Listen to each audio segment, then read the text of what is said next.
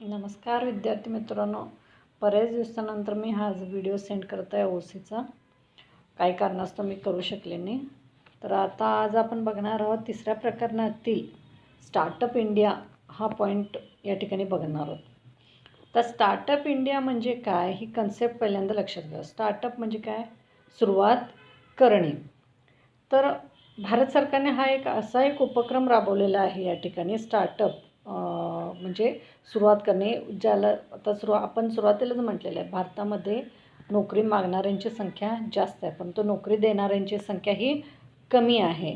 मग याच गोष्टीचा विचार करून भारत सरकारने हा एक उपक्रम राबवलेला आहे, जेणेकरून आपला देश जो विकसनशील देश आहे त्या देशाला विकसित बनवण्यासाठी हा एक नवीन उपक्रम राबवण्यात आलेला आहे.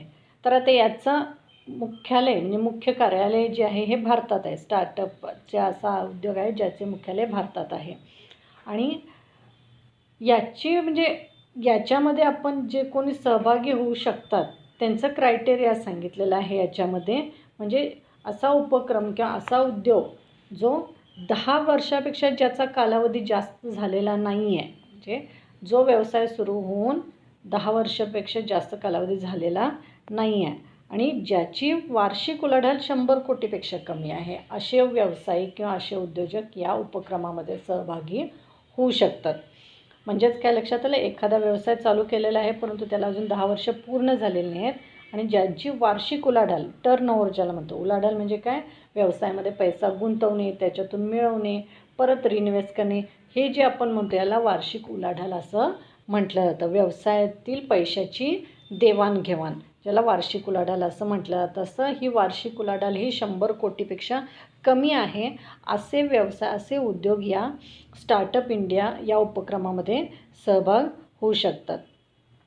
या उपक्रमाअंतर्गत भारत सरकारने भारतीय उद्योजकांना 10 लाख मोबाईल ॲप स्टार्टअप उभारण्यासाठी iMade या उपक्रमाची सुरुवात केलेली आहे. आता ही सगळी माहिती आहे या उपक्रमाचे, म्हणजे काय उपक्रमासाठी सरकारनं काय काय केलेलं आहे. सरकारचा हेतू काय आहे, एकंदरीत आपल्या औद्योगिक म्हणजे जे उद्योजक आहेत त्यांना प्रेरणा मिळण्यासाठी हा उपक्रम राबवलेला आहे, ज्याच्यामध्ये व्यवसाय करणाऱ्यांच्यामध्ये उत्सुकता निर्माण व्हावी आणि अधिक चांगल्या प्रमाणात लोक स्वतःचा व्यवसाय सुरू करण्यासाठी प्रेरित व्हावीत. हा एक याचा उद्देश आहे आणि याचा फायदा भविष्यात आपल्याच देशाला होणार आहे. कारण आपल्याला माहिती आहे औद्योगिकता हा भारतीय अर्थव्यवस्थेचा हा कणा मानलं जातं. भारतीय अर्थव्यवस्थेमध्ये खूप मोलाची कामगिरी केली जात असते उद्योगामुळे. त्यामुळं हा स्टार्टअप इंडिया हा उपक्रम भारत सरकारने तेवढ्यासाठी राबवलेला. आपल्या देशाचा जर विकास साधावायचा असेल तर ह्या स्टार्टअप इंडियामध्ये योजनेअंतर्गत, उपक्रमाअंतर्गत जे काही निकष आहेत हे बघणं गरजेचं आहे. मुद्रा बँकेची योजना भारत सरकारचा एक उपक्रम आहे, जिचे उद्दिष्ट दुर्बल सामाजिक आणि आर्थिक पार्श्वभूमीवर उद्योजकांना कमी व्याजदराने कर्जे, सूक्ष्म वित्तपुरवठा करणे. या म्हणजे आता जर नवीन कोणी व्यवसाय करण्यासाठी इच्छुक असेल तर त्यासाठी भारत सरकारनं मुद्रा योजना ही एक चालू केलेली आहे, ज्याच्यामध्ये अतिशय कमी व्याजदर दिला जात असतो आणि परतफेडीचा सुद्धा कालावधी हा खूप जास्त आहे. म्हणजे एखादी रक्कम व्यवसायासाठी उचल केली असेल किंवा तुम्ही प्रोजेक्ट, एखादा प्रकल्प, तुम्ही जो व्यवसाय करणार आहे तो प्रकल्प जर सादर केला तर शासनाकडून तुम्हाला हे मुद्रा योजनेअंतर्गत त्या प्रकल्पासाठी किंवा त्या व्यवसायासाठी भांडवल मिळू शकते आणि त्याचा व्याजदर हा खूप कमी आहे आणि तुम्ही ती रक्कम परतफेड करणार आहे त्याचासुद्धा कालावधी या ठिकाणी जास्त आहे. म्हणजे तुम्ही व्यवसायामध्ये स्थिर स्थावर झाल्यानंतर त्या करता घेतलेले हे मुद्रा योजनेतून घेतलेले कर्ज हे परतफेड करू शकता. भारत सरकारच्या उद्दिष्टापैकी एक उद्दिष्ट म्हणजे भारत नोकरी शोधणारा देश याऐवजी नोकरी निर्माण करणारे राष्ट्र. अशा प्रकारे सरकारला उद्योजकतेला आणि नवीन कल्पनांना प्रोत्साहन द्यायचे आहे. मी मगाशी सुरुवातीलाच म्हटलेलं आहे, आपल्या भारत देशामध्ये नोकरी मागणाऱ्यांची संख्या जास्त आहे, परंतु केंद्र सरकारला ही संकल्पना बदलवायची आहे. त्यांना आपला भारत हा नोकरी शोधणारा देशाऐवजी नोकरी निर्माण करणारा देश करायचा आहे. कारण उद्योजकता ही वाढवायची आहे आणि हे उद्योजकता वाढवण्यासाठी हा स्टार्टअप इंडिया हा उपक्रम राबवलेला आहे.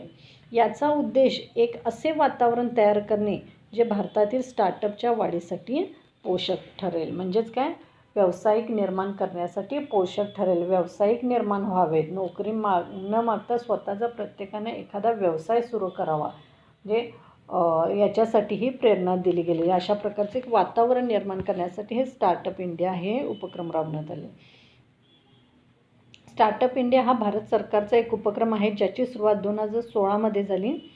देशात स्टार्टअप पर्यावरण संवर्धन करणारी यंत्रणा उभारण्याचं उद्दिष्ट आहे, जेणेकरून शाश्वत विकास आणि मोठ्या प्रमाणात रोजगाराची संधी निर्माण होऊ शकतात. अशा प्रकारे भारत सरकारने स्टार्टअप इंडिया जाहीर करून खालील बाबीवर लक्ष केंद्रित केलेलं आहे. म्हणजे थोडक्यात काय, उद्योजकतेचा विकास या ठिकाणी साधण्याचा पूर्णपणे प्रयत्न केलेला आहे. व्यावसायिक निर्माण करण्याचं काम या ठिकाणी केलेलं आहे. प्रत्येकाला स्वावलंबी स्वयंरोजगारित करण्याचं काम या ठिकाणी भारत सरकारनं केलेलं आहे आणि त्यासाठी हा स्टार्टअप हा उपक्रम राबवण्यात आलेला आहे. आता याकरता या योजनेअंतर्गत काय कोणत्या बाबीवर लक्ष केंद्रित केलेलं आहे ह्याच्यामध्ये सांगितलेलं आहे. तर याच्यामध्ये पहिलं सांगितलेलं आहे सुलभीकरण आणि आधार. पहिला मुद्दा काय आहे, सुलभीकरण आणि आधार. सुलभीकरण, आता स्टार्टअपची मान्यता प्रक्रिया ही या ठिकाणी सुलभ केली जाते. त्याचप्रमाणे आवश्यक असल्यास उपक्रम बंद करण्यासाठी देखील जलद गतीने यंत्रणा कार्यान्वित करण्यात येते. म्हणजे ही जी योजनेअंतर्गत तुम्ही व्यवसाय सुरू करू शकता किंवा ही योजनेचा लाभ घेऊ शकता, याच्यामध्ये खूप अत्यंत म्हणजे सोयीस्कर आहे. तुम्ही सुरू पण करू शकताय आणि नको असल्यास तुम्ही ते बंदही देखील करू शकता. याच्यासाठी काही मोठी म्हणजे जास्त काही त्रास करून काही लेंदी प्रोसेस नाही आहे असं या ठिकाणी सांगितलेलं आहे. त्याच्यानंतर दुसरं सांगितलेलं आहे याच्यामध्ये भांडवलाचा आधार आणि लाभ. सरकार अप्रत्यक्षपणे भांडवल देण्याच्या प्रक्रियेत भाग घेते, तसेच भांडवली नफा, आयकर इत्यादी करामध्ये सूट दिली जात असते. या व्यवसायासाठी या उपक्रमाअंतर्गत व्यवसायासाठी लागणारे भांडवल हे देण्याच्या प्रक्रियेत ते सरकार म्हणजे भांडवल देण्याचं हे काम करते. जसं की मगाशी म्हटलेल्या मुद्रा योजनेचं सांगितलेलं आहे. मुद्रा योजनेअंतर्गत तुम्हाला व्यवसाय करण्यासाठी उपक्रमामधून कर्ज हे मिळू शकते. तसेच भांडवली नफा म्हणजे जे तुम्हाला व्यवसायातून मिळणारा जो नफा आहे त्याच्यावरती आणि इन्कम जो टॅक्स जो बसवला जात असतो ते टॅक्समध्ये सुद्धा तुम्हाला सवलत देण्यात आलेली आहे. म्हणजे जेणेकरून सुरुवातीच्या काळात व्यावसायिकाला एखादा व्यवसाय सुरू करायचा असेल तर त्याला जास्तीत जास्त याच्यामध्ये नफा प्राप्त व्हावा हे या ठिकाणी सांगण्यात आलेलं आहे. त्याच्यानंतर सांगितलेले उद्योग आणि शैक्षणिक भागीदारी आणि उद्योग आरंभ होईपर्यंत या उपक्रमाअंतर्गत सरकार उद्योग सुरू करण्यापूर्वी प्रशिक्षण प्रदान करण्यासाठी खाजगी क्षेत्रांच्या मदतीने स्थापना करणे, विद्यार्थ्यांसाठी नवकल्पना केंद्रित कार्यक्रम सुरू करणे इत्यादी उपक्रम सुरू करण्याचा प्रस्ताव या ठिकाणी मांडलेला आहे. म्हणजेच काय, मुलांना त्यांच्या शिक्षणावस्थेतच व्यवसायाचं शिक्षण देण्याचा उपक्रम या योजनेअंतर्गत राबवलेला आहे. जसं की आपला हा अभ्यासक्रम हा व्यवसायाशी निगडीत आहे, याच्यामध्येच हा अभ्यासाचा एक घटक दिलेला आहे. कारण हा नवीन अभ्यासक्रम आपण आता 12वीत बघतोय. मागच्या वर्षीच्या जुन्या अभ्यासक्रमामध्ये हा म्हणजे मुद्दा नव्हता. मग याच्यामध्ये काय सांगितलेलं आहे, तुम्हाला शिक्षणाबरोबर म्हणजे जे कोणी व्यावसायिक आहेत त्यांना कशाप्रकारे या ठिकाणी मदत केली जाणार आहे, काय कोणती मदत केली जाणार आहे, तुम्हाला व्यवसाय करण्यासाठी सक्षम बनवण्याचं काम हे शिक्षण अवस्थेपासूनच तुम्हाला ज्यावेळी शिक्षण घेत असेल त्याच वेळी या ठिकाणी द्यायचं सरकारनं या उपक्रमाअंतर्गत चालू केलेलं आहे.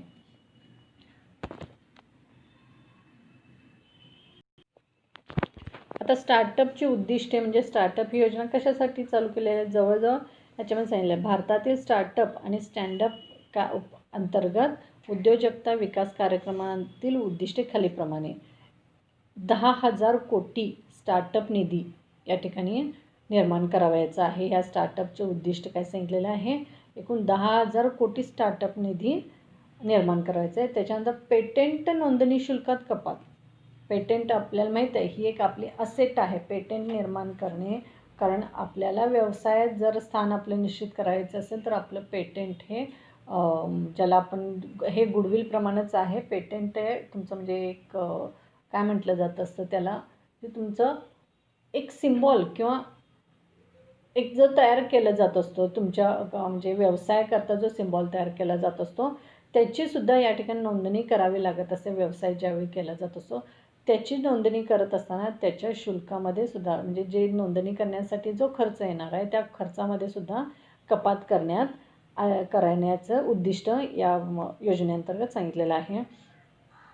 सुधारित दिवाळखोरी कायदा अंतर्गत 90 दिवस. आता एखादा दिवाळखोरी म्हणजे काय, त्याला आपण लिक्विडेशन म्हणजे जर एखादा व्यवसाय बंद पडायच्या घाईला आला असेल, म्हणजेच त्याची देणी जास्त झाली असेल आणि तो जर देणी देऊ शकत नसेल, तर अशा व्यवसायासाठी 90 दिवसाचा कालावधी या योजनेअंतर्गत उपलब्ध करून दिला जातो. पण व्यवसाय ज्यावेळी बंद केला, 90 दिवस म्हणजे 3 महिन्यात खूपसे पुरेसे आहेत. एखादा व्यवसाय जर म्हणजे बंद पडायच्या घाईला आला असेल तर त्याला परत पुनर्जीवन देण्यासाठी या ठिकाणी 90 दिवसाचा कालावधी देण्यात आलेला आहे. पहिल्या 3 वर्षाच्या तपासणीस गोपनीय ठेवण्यास स्वातंत्र्य. कारण आपल्याला माहिती आहे, सगळ्यांना सांगत सुटले की ते काय शक्य नाही असं ही आपली एक कन्सेप्ट आहे, आपली एक संकल्पना आहे. त्या संकल्पनेअंतर्गतच या ठिकाणी सांगितलं आहे तुम्हाला 3 वर्ष तुमचा जो काही आर्थिक म्हणजे कंडिशन किंवा आर्थिक परिस्थिती आहे ही गोपनीय म्हणजे गुप्त ठेवता येते. कारण कसं आहे, आपल्याला या ठिकाणी जे मोठमोठे व्यावसायिक आहेत हे CA कडून तपासून घ्यावे लागत असतात. त्यांच्याकडून कारण इन्कम टॅक्स वगैरे भरण्यासाठी हे सगळं चेकअप वगैरे म्हणजे ऑडिट वगैरे करून घ्यावं लागत असतं. तर हे या ठिकाणी तुम्हाला करण्यासाठी न करण्यासाठी स्वातंत्र्य दिलेलं आहे. कारण ज्यावेळी ऑडिट करताय त्यावेळी तुमचे आर्थिक व्यवसाय, आर्थिक उलाढाल हे सगळ्यांना दिसून येत असते. हे जर तुम्हाला गोपनीय ठेवायचं असेल तर तुम्ही हे ठेवू शकता असं सांगितलेलं आहे. प्रथम 3 वर्षाच्या कामकाजासाठी भांडवली उत्पन्न करातून मुक्तता असं सांगितलेलं आहे. तुम्हाला जो टॅक्स बसला जात असतो याच्याकरता भांडवली टॅक्स जो बसला जातो, भांडवली उत्पन्नातून जो काही तुम्हाला टॅक्स बसणार आहे तो टॅक्स तुम्हाला कमी करण्यात आले पहिले 3 वर्षासाठी. पहिल्या 3 वर्षाच्या करातून मुक्तता या ठिकाणी स्वप्रमाणीकरणास मान्यता म्हणजे जे तुम्ही जे इन्कम टॅक्स, सेल्स टॅक्स, जे काही व्यावसायिक कर किंवा प्राप्ती कर जे भरणार आहे त्या सगळ्यामध्ये सुरुवातीच्या 3 वर्षाच्या कालावधीसाठी याच्यामध्ये हे केलेलं आहे, सूट दिलेली आहे, सवलत दिलेली आहे. त्याच्यानंतर पुढचं उद्दिष्ट सांगितलेलं आहे 5 लाख शाळा आणि 10 लाख विद्यार्थ्यांना नाविन्यपूर्ण उपक्रमासंबंधी कार्यक्रमामध्ये सहभागी करणे. म्हणजे हे नवीन पिढी आहे यांना समाविष्ट करून घेणे. या योजनेअंतर्गत नवीन जे होतकरू आहेत, ज्यांना व्यवसाय करावायचा आहे, ज्यांना काहीतरी उपजीविका करायची आहे, स्वतःला काहीतरी स्वतःसाठी मिळवायचं आहे, त्यांच्यासाठी हे या ठिकाणी सांगितलेलं आहे. जवळजवळ 5 लाख शाळा किंवा 10 लाख विद्यार्थ्यांना याच्यामध्ये सहभागी करून घ्यायचं आहे. देशातील उद्योजकतेला प्रोत्साहन देणे. व्यावसायिकांना, उद्योजकांना जर उद्योजक करायचे असेल तर त्याच्याकरता प्रोत्साहन देणे हे या योजनेअंतर्गत उद्दिष्ट ठरवलेलं आहे. संपूर्ण जगात भारतात स्टार्टअप हब म्हणून प्रोत्साहन देणे. संपूर्ण जगात भारतात हब म्हणजे काय, एक मध्यवर्ती केंद्र असं ज्याला म्हटलं जात असतं, सेंटर ज्याला म्हटलं जात असतं.